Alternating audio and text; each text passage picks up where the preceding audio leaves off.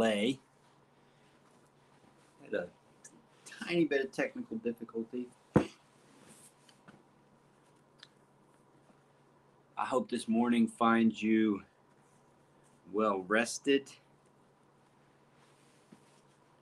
I slept great. My wife and I now watch the show we're watching is called The American Horror Story. It's got 8 seasons, so we're pretty fired up about that. But it's horror, right? It's scary. It's really scary, and we both really like it. But I notice when I go upstairs, typically I go upstairs before my wife, and I'm heading into my room, and I'm about to turn on the lights, and it's all dark. And as I'm about to turn on the lights, like there are these flashes of whatever was scary on the show, and I feel like a moment of like fear, and then it goes away quickly, but it's kind of fun. I remember being a little kid, and those moments of fear were much bigger. Like it was just a much bigger experience. The horror fear. Like I remember Chucky from Child's Play. That was devastatingly scary. But I remember my parents asking me to take out the trash, and we lived in a townhouse in Richmond, in a place called Churchill, and um, you had to walk get to the trash can. You had to walk through the backyard. You had to open the back gate into the alley, and then put the trash in the trash can.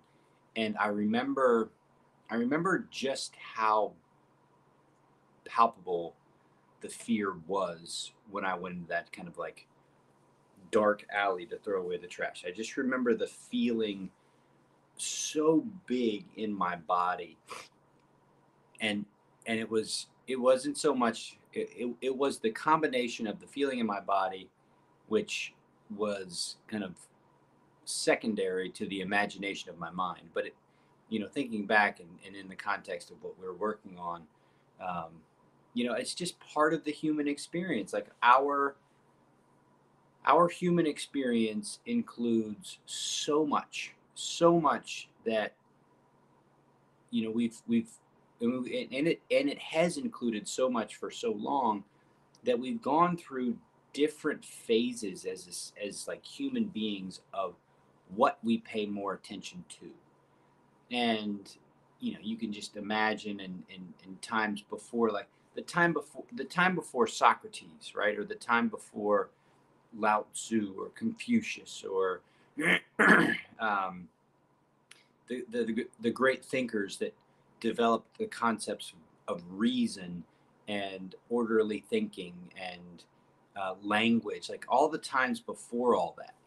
Imagine what the human experience was like. It was, probably a lot like an animal, like like your your dog, right? We are following our instincts. We're trying to figure out stuff. We're trying not to die. We're trying to survive the elements.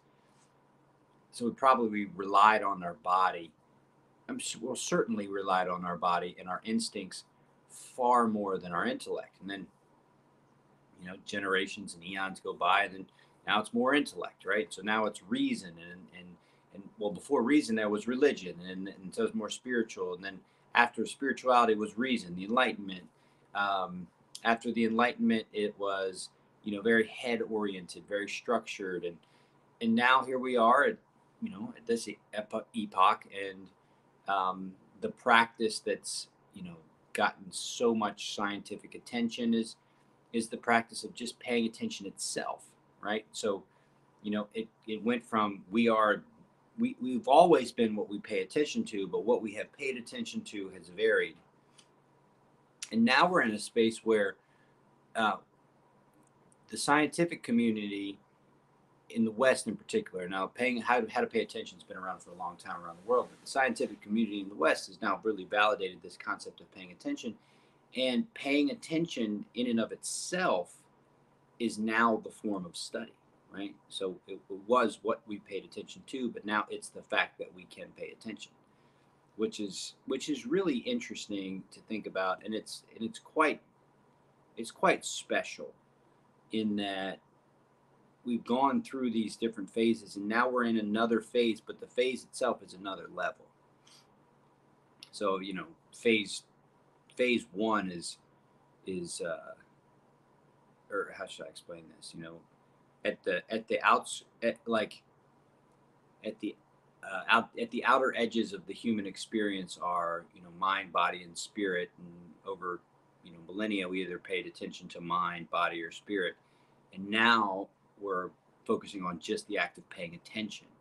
So it's pretty cool.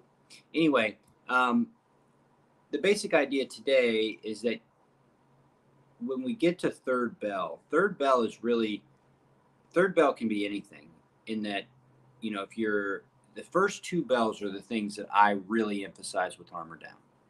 When it gets to third bell and fourth bell, it really opens up. Fourth bell or third bell can be any breath-based practice. But the key is that you have to do the work, which is you've got to train. Like the getting first bell and second bell down. So getting it down to recognizing the present moment, excellent. Starting to feel what's going on in your body, as opposed to just narrating what's going on in your body as part of your story, excellent. I've heard people describe it as a game changer. But here's the thing: life is by its nature challenging, and it's going to throw challenges at you in every conceivable way, but that you're ready for. I mean, there really is a correlation between your growth as an individual and the challenges that you face. So no matter how good you get at bell one and two, you're still going to find challenges, and they're always going to be kind of at the edge of your progression as a human being. So with that understanding, third bell really emphasizes the notion of doing the work.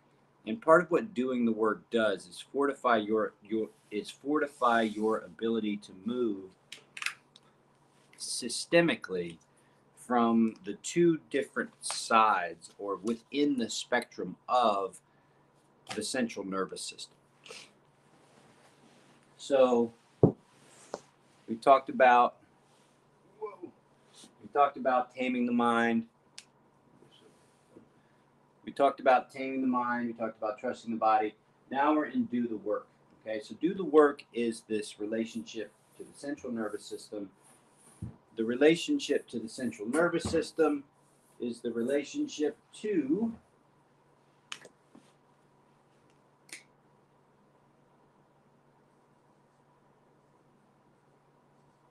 para, S-Y-M, and S-Y. We got parasympathetic and sympathetic. Okay, sympathetic is often described. Man, you can't see that at all. You can't see that at all. What am I doing here? That doesn't show up at all. Okay, let me try this differently. Okay, sympathetic and parasympathetic are the kind of the sides of the central nervous system. But since you can't see that very well, let me do it this way. You've got two sides of the central nervous system. You essentially got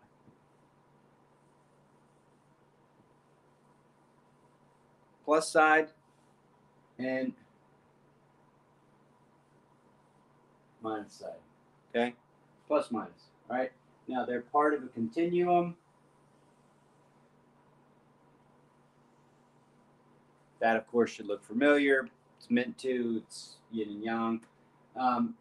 But the plus side and the minus side. So the sympathetic side is kind of the plus side, which is the rev up. Okay? Sympathetic side, parasym, is kind of the settle down. I've heard it described as one is a accelerator, pressing on the accelerator. One is a brake. Now you can actually press on the accelerator and the brake at the same time. You, of course, can overstimulate the positive. You, of course, can overstimulate the negative. But what you're always doing when you're doing the work is you're recognizing kind of where you're at inside this space, and you're applying your skill of the work, the awareness, the different training methodologies. You're applying that to recognize where you are and to work on finding that middle road. And sometimes the middle road, for example, is more settling. You're way too up, so you got to settle.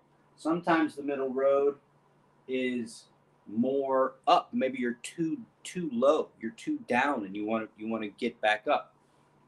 There's no right answer, right? And there's no way to plan for this as much as there is to do the practice itself.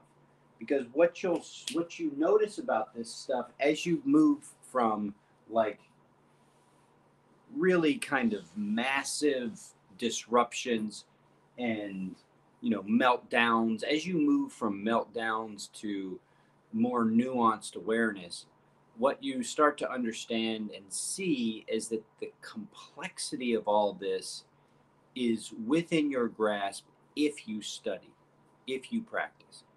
There's so many ways that your breath and your central nervous system are changing as a result of your breath that it's just impossible to stay on top of it all the time.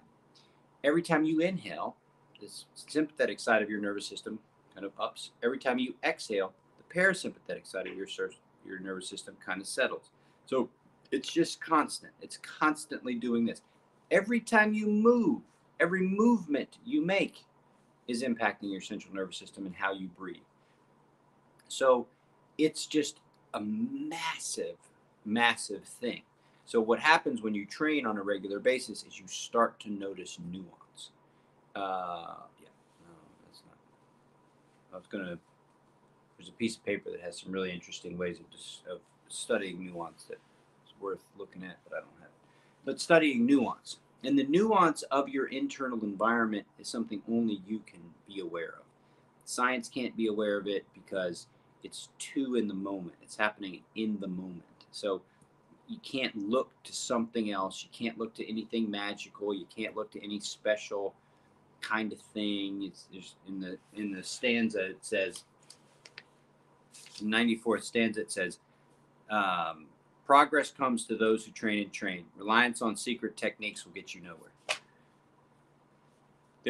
There's all kinds of stuff out right now around breath holds, Wim Hof, which is a style that I can show you at some point. But it's a really powerful technique. It's awesome. It's actually a lot of fun. Is that the sheet? Maybe that is the sheet. Yeah. But what you're doing when you're doing the work is you're recognizing all these little aspects that only you can know. And by learning and studying all these little aspects that only you can know, you begin to recognize the nuance of your own internal environment. And as you start to understand that nuance, you start to begin to kind of feel a sense of confidence of what you're capable of. You especially start to see that all the disruptions that show up on the inside, anger, rage, fear, loathing, guilt, they're all valuable. Once you start to do the work and once you start to get it, you start to see that when something shows up, it's like it's just training, right? So, your family does something that really upsets you, training.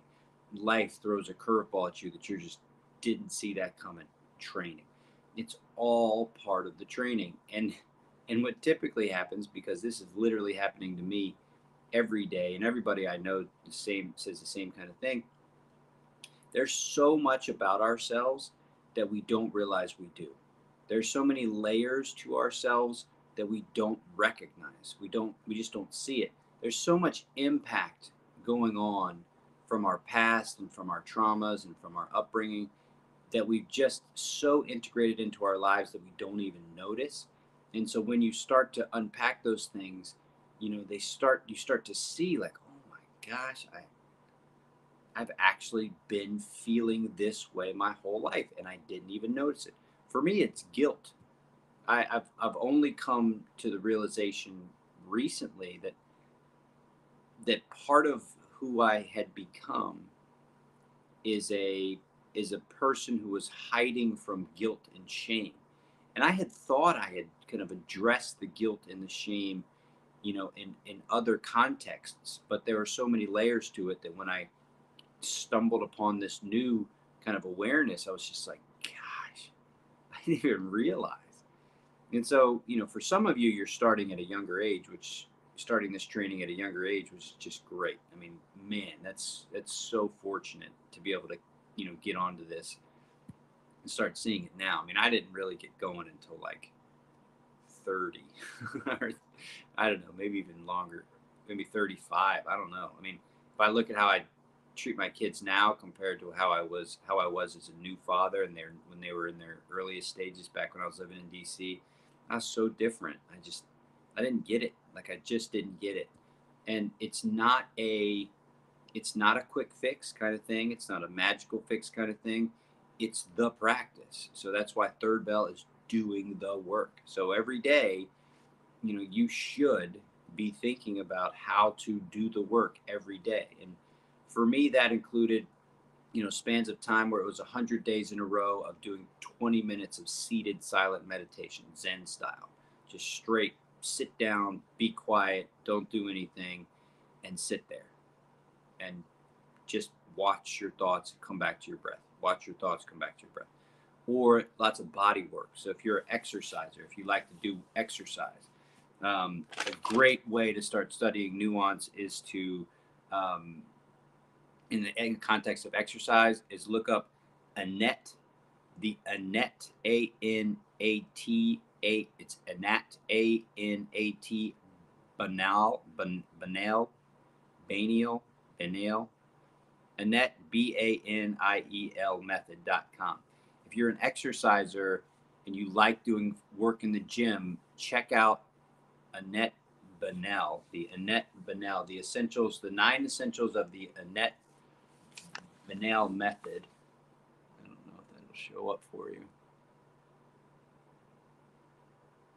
I'll put it up here. But the way to study some of the nuance of who you are, her method's great. That's a great way to study. But you want to be studying all the time. There's no getting around it. So I'll do this.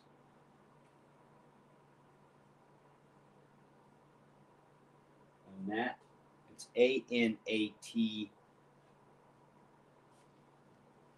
Baniel.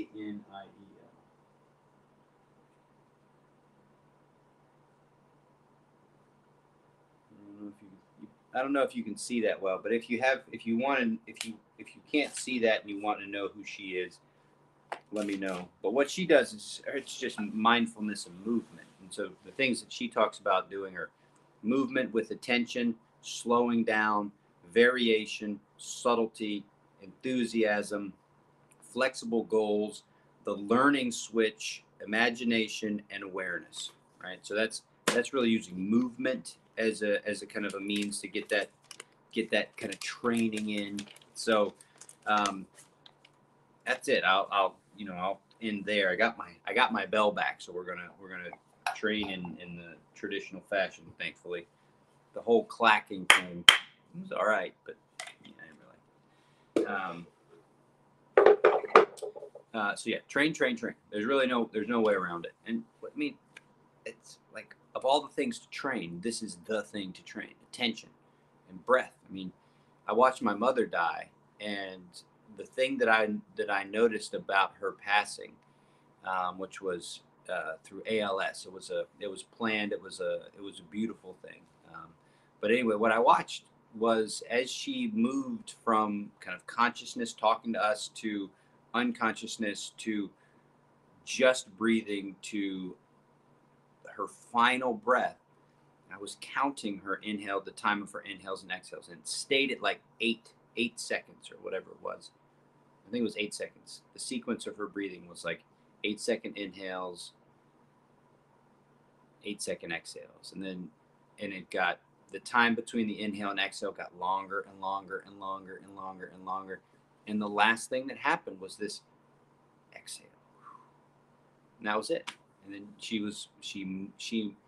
who she was in physical form was gone, and her non-physical form was no longer inside her body, and that was her breathing. And so, you can, this stuff works like up to the moment of death, right? I mean, like the challenge with the only limitation with the movement practice and is that eventually you'll get to a point where you're an invalid. You'll be sick, you'll be old, and your body will fail you. That's inevitable. So one thing I like to point out is that the reason why you train this stuff, because it's at such a base level, is that you can do it when you get old and when you're almost you're preparing for it, the fact that you will get old, get sick, and die. And I don't mean to be morose, but that's a fact. So if your training is centered around something that you can only do for the next 40 years, that's cool. But if you're planning on living to 125, which I don't see any reason why you shouldn't be thinking that if you're a young person right now, you want to be thinking about, well, what are things I can train all the way through that time? So what's the through line? The through line is breath. The through line is attention and breath. The through line is the mindfulness practice. You can train this all the way up to the moment of death and arguably beyond. There's some really interesting um, texts out of Tibet around death and dying and what kind of awareness you can have with that. But so train, train, train, train, train, train, train. That's it. There's no special way to do it other than train every day. Train, train, train. Okay, so let's train.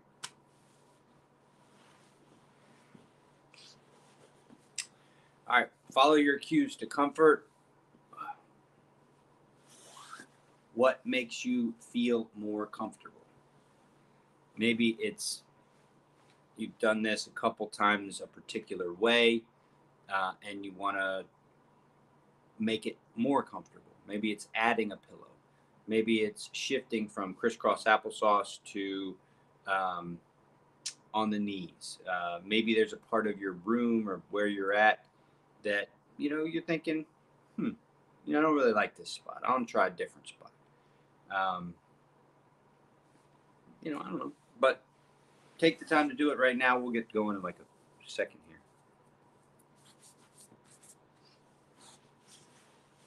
Okay. Here comes first bell.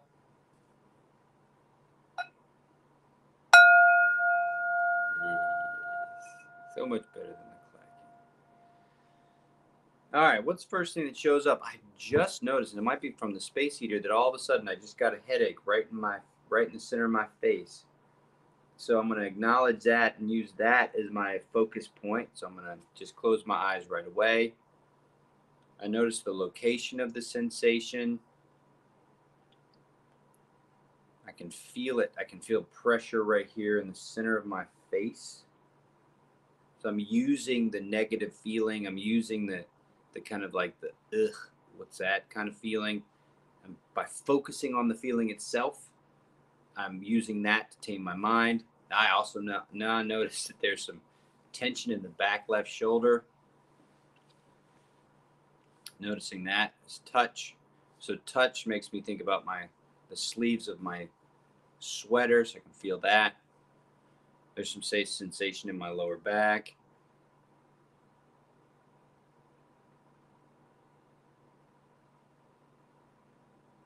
Sound of the fan.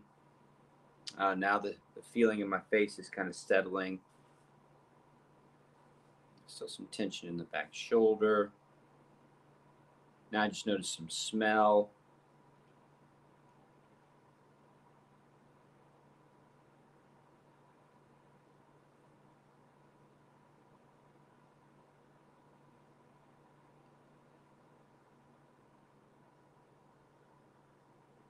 Hear a bird outside.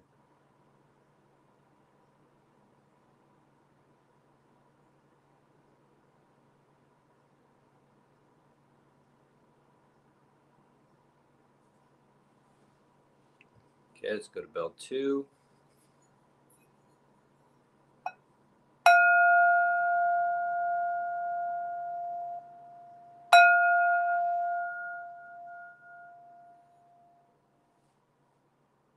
First, ground. What's beneath you?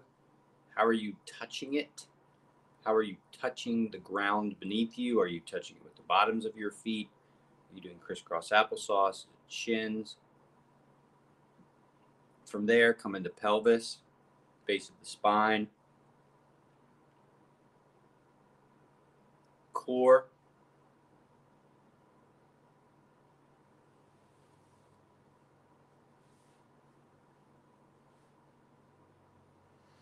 heart space. So with heart space, remember you've got shoulder blades, collarbones. And I like to move when I get to when I go to each spot, I like to move a little bit. And it's just subtle movement. If you move really slow, like the Annette Banal method, if you move your shoulder blade super slow in kind of a rotating fashion, I mean really slow, like a snail, you'll notice that you can move that slow, and then moving that slow is quite sensational.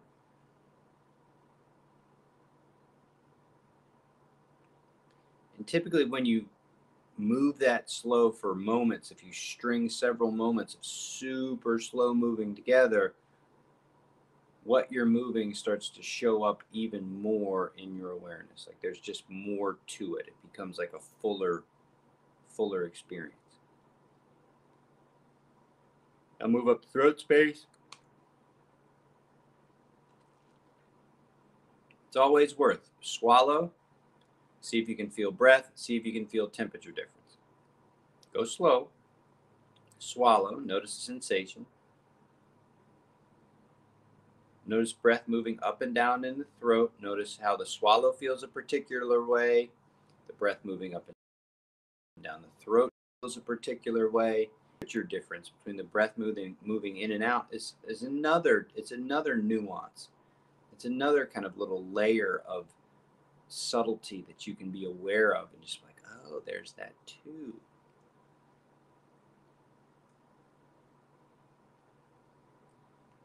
Top of the head, top of the spine.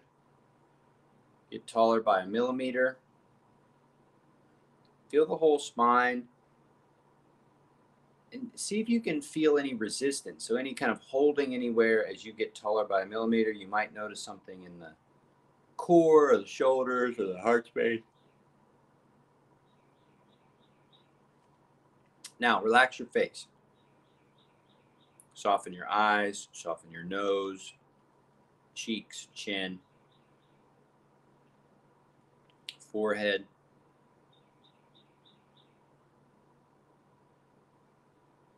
And just sit here.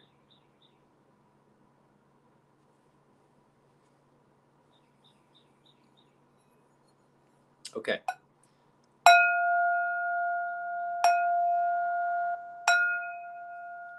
Here's third bell. Now, what I'm going to do is I'm going to set my alarm for 5 minutes. And we're just going to sit in meditation for 5 minutes. And what I want you to try to do while we're sitting here is just go through the experience of noticing your senses, noticing your body alignment, and noticing your breath. If your mind goes somewhere else, just bring it back to your breathing. Bring it back to your senses. Bring it back to your body. And just notice, it's almost like let the thoughts come. Let the expectations come. Notice them, come back to the breath. If they get overpowering, go through the sequence of bell 1, 2, and 3. So reconnect to your senses, reconnect each part of your body, come back to the breath. And that's it. You just keep coming back. And what you're doing is you're continuing to exert your will over the moment. It's not your thoughts that are controlling you, it's your will. You're choosing to come back to the breath, come back to the breath. Thoughts run away, come back to the breath. Thoughts run away, thoughts are too loud, come back to what you hear, feel. Bell 1, go back to the body. Bell 2, that'll quiet you down a little bit. Get back to the breath. Just focus on the breath. Feel the inhale Pause at the top and feel the exhale. Come back to the breath.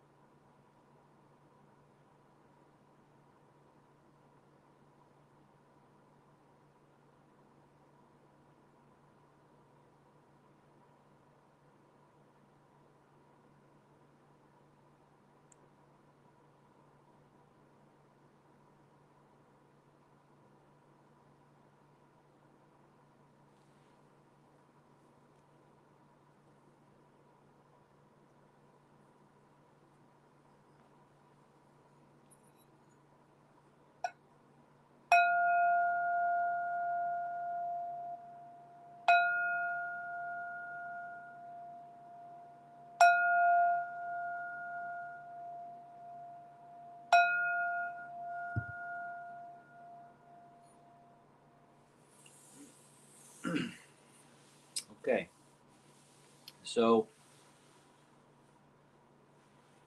all these steps, 1, 2, and 3, are all fundamentally important to getting to bell 4. And bell 4 is the heart opening stuff. So, what I want to do today is typically we talk about, gratitude and compassion for, compassion for suffering, gratitude for life, etc., etc. But today I want to talk about gratitude for your own body, your own life, and compassion for yourself. So, what I want you to do in your own mind, and once you get what I'm saying, stop listening to me and just go ahead into it, is put goodwill into your own body. So, I mean, I went for years, just hating everything about my body, hating everything about myself, just, just really not liking myself. And I spent a lot of time doing that. And I spent a lot of time finding ways to cover that up. And I spent a lot of time feeling guilty about all that. And so I did not care for myself in the way that I am now. And the way that I am now, I experience a body that lets me go to sleep whenever, during the day, I'm awake and alert and ready to go, plenty of strength. Like, good job, body. I'm very appreciative of my body. And so I say things in my mind like, good job, body. Way to go, body. Good work. So, I encourage you to do that for yourself in your own body. Second thing is, I encourage you to have some self compassion. And think about it, and maybe practice it throughout the day or whatever. But self-compassion is recognizing that life includes suffering. Your life has included suffering, and that's okay. And be compassionate for it. Like, be sweet to your body. Like, say sweet things in your mind to your body, and just have compassion for yourself, because life is really, really hard. Life is really hard, and it's hard for everybody. It's not just hard for some people, it's hard for everybody. And everybody kind of gets their own blend of suffering that is unique to them, but suffering nonetheless. And so have compassion for yourself. And what compassion means is the acknowledgement of suffering and the offering of goodwill. And so have that for yourself, and talk to yourself, talk to your body in a compassionate, loving kind of way. And when your body does things that are really spectacular today, acknowledge that, and treat your body cool. Treat yourself cool. So that's it for today. Yeah, well, that's it for today. I'll reread the stanza just because it's always nice to kind of get back to the basics here. Progress comes to those who train and train. Reliance on secret techniques will get you nowhere. 95 is a cool one. We'll talk about that tomorrow. But yeah, to everyone who was participating today, thank you. I cannot tell you how awesome it is to look up and see those numbers in the corner and being like, haha, we're working together. And that's just the coolest thing ever. So thank you for participating today. I will see you tomorrow. And have a great day.